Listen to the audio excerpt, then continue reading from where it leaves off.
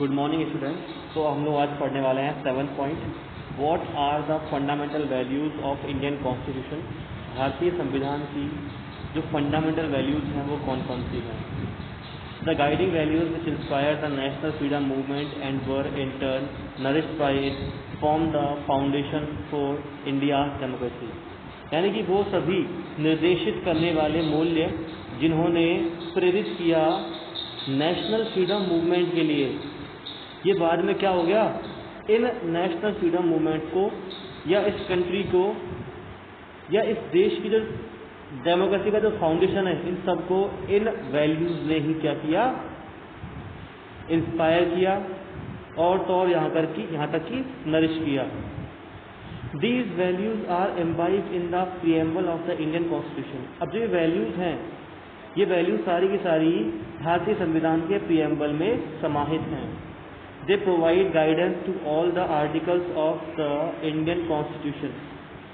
ये सारी की सारी जो वैल्यूज़ हैं, ये गाइडेंस देती हैं हमारे संविधान के हर एक आर्टिकल को, हर एक प्रोविज़न को।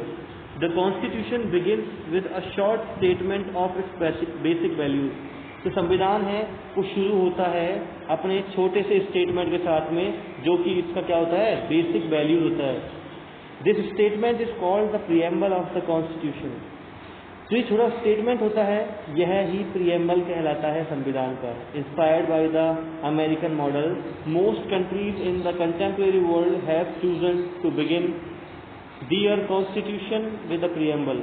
अगर हम बात करें तो जो अमेरिका का जो मॉडल था कॉन्स्टिट्यूशन का, उसको फॉलो करते हुए ज़्यादातर कंट्रीज़ ने क्या किया, यही चूज़ किया कि हम भी हमारे देश का संविधान जो शुरू करेंगे वो एक प्रीएम्बल के साथ में ही शुरू करेंगे। The preamble of the constitution of India has following fundamental values. अब भारतीय जो संविधान है उसका जो प्रीएम्बल है उसमें कौन कौन सी फंडामेंटल वैल्यूज़ हैं वो हम यहाँ पे देखने वाले हैं, जिनमें पहला है sovereign. People have supreme power to make decisions on internal as well as external matter. यानी कि देश के जो लोग होंगे उनके पास सुप्रीम पावर होगी कि वो देश के आंतरिक और बाहरी मामलों के बारे में या मामलों के संबंध में कोई भी निर्णय ले सकें। No external power can dominate the government of India. कोई भी बाहर की शक्ति भारत की गवर्नमेंट जो है या भारत की जो सरकार है उसके जो भी निर्णय होंगे उन पे डोमिनेट नहीं कर सकती है। इसका मतलब होता है सॉवरेन। अगला है socialist. Wealth is distributed equally among the people and should be shared equally by society। जो वेल्थ है, धन संपदा है, वह लोगों के बीच में बराबरी से बांटी जानी चाहिए और साथ ही साथ should be shared equally by society। समाज के द्वारा भी इसको आपस में इक्वली शेयर करना चाहिए। Government should regulate the ownership of land and industry। Government को जमीन का और उद्योगों का रेगुलेशन करना चाहिए, रख रखाव करना चाहिए। To reduce socio economic inequality, ताकि सामाजिक आर्थिक जो इनइक्वालिटी है, असमानता है, उसको कम किया जा सके। थर्ड पॉइंट है secular. Citizens have absolute freedom to follow any religion. यानी कि सेक्युलर का मतलब ये होता है कि जब नागरिकों को कोई भी धर्म को फॉलो करने की पूरी आज़ादी होती है, but there is no official religion. लेकिन उस देश का कोई भी ऑफिशियल जो होता है, आधिकारिक तौर पे कोई रिलीजन नहीं होता है। Government treats all religious belief and practices with equal respect. और जो सरकार होती है वह क्या करती है, सरकार सभी जो धर्म होते हैं उस धर्म के बिलीफ को, विश्वासों को और प्रैक्टिसेस जो होती हैं, क्रियाकलाप जो होते हैं, उन सबको इक्वली ट्रीट भी करती है, रिस्पेक्ट भी करती है। अगला पॉइंट है democratic. A form of government, एक सरकार का एक ऐसा रूप या ऐसा प्रकार where people enjoy equal political right and elect their rulers.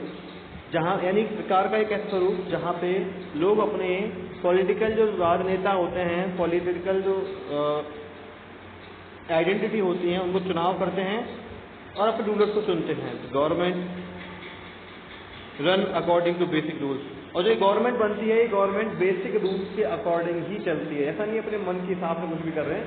इनको संविधान में जो बेसिक वैल्यूज दे रखी हैं उनके हिसाब से ही इनको फॉलो करके चलना पड़ता है। अगला पॉइंट है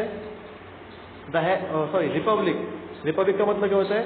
the head of the state is an elected person and it is not a hereditary position, यानी कि किसी भी देश का सबसे हेड व्यक्ति जो होगा वहाँ का इलेक्टेड पर्सन होगा, और यह जो पोजीशन होगी, सर्वोच्च पोजीशन जो होगी, यह कैसी नहीं होगी? वंशानुगत नहीं होगी। अगला पॉइंट है justice.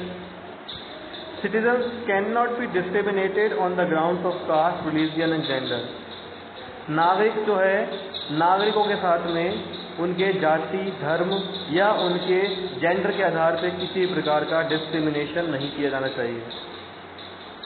Social inequalities have to be minimize. इसके अलावा सामाजिक जो इनइक्वालिटीज हैं, असमानताएं हैं, वो भी मिनिमाइज होनी चाहिए, कम से कम होनी चाहिए। Government should work for the welfare of all, specially of the disadvantage group. और सरकार को जो है कार्य करना चाहिए उन लोगों के वेलफेयर के लिए जो डिसएडवांटेज ग्रुप से बिलोंग करते हैं। अगला पॉइंट है लिबर्टी, उदारता। There are no reasonable restrictions on the citizens in what they think, how they wish to express their thoughts and the way they wish to follow up their thoughts in action। यानी कि किसी भी व्यक्ति पे किसी प्रकार का unreasonable restriction नहीं होना चाहिए, यानी फालतू की आवाजाही, फालतू की रोक टोक नहीं होनी चाहिए। किस किस मामले में? कि वो लोग क्या सोचते हैं इस मामले में, वो लोग जो सोचते हैं अपने उन विचारों को एक्सप्रेस करने के मामले में कोई रुकावट नहीं होनी चाहिए, बाधाएं नहीं होनी चाहिए, और साथ ही साथ उस तरीके को फॉलो करने में भी कोई रुकावट नहीं होनी चाहिए जिस तरीके से वो अपने विचारों को व्यक्त या प्रकट करना चाहते हैं या एक्शन करना चाहते हैं, उस हिसाब से उसे बोलते हैं हम लिबर्टी। अगला है equality. All are equal in front of law. कानून के सामने सभी लोग बराबर होते हैं। The traditional social inequalities have been ended. जो पारंपरिक तरीके से तौर पर चलती आ रही जो असमानताएं थी वो क्या हो रही हैं? खत्म हो रही हैं, खत्म हो चुकी हैं। The government should provide equal opportunities for all. सरकार को सभी लोगों के लिए क्या करना चाहिए? बराबरी के जो अवसर है वो प्रदान करने चाहिए। ये हो गया इक्वालिटी। अगला पॉइंट है फ्रेटर्निटी, भाईचारा। All of us should behave like members of the same family. हम सभी लोगों को ऐसे बिहेव करना चाहिए मानो हम सभी लोग एक ही फैमिली के लोग हों। No one should treat a fellow citizen as inferior. और साथ ही साथ किसी भी व्यक्ति को अपने साथ वाले व्यक्ति को खुद से इंफीरियर या कमजोर या कम नहीं आंकना चाहिए, नहीं सोचना चाहिए। ये होता है फ्रेटर्निटी। एक बार हम इन सभी पॉइंट्स के हिंदी के अर्थ और देख लेते हैं। सॉवरेन का मतलब हो जाएगा संप्रभुता, सोशलिस्ट मतलब समाजवादी, सेक्युलर मतलब होता है धर्मनिरपेक्ष, डेमोक्रेटिक मतलब लोकतांत्रिक, रिपब्लिक जस्टिस मतलब न्याय हो गया, लिबर्टी का मतलब उदारता हो गया, इक्वलिटी मतलब समानता हो गया, फ्रेटर्निटी मतलब भाईचारा हो गया, और रिपब्लिक का मतलब हम जानते ही हैं रिपब्लिक में क्या होगा। इसका वर्ड का मीन रहने दो, इसमें ये याद रखना कि जब किसी देश का हेड इलेक्टेड हो और उसकी पोजीशन कैसी हो? वंशानुगत ना हो। तो आज के लिए इतना ही रहने देते हैं, बाकी नेक्स्ट क्लास में देखते हैं। Thank you.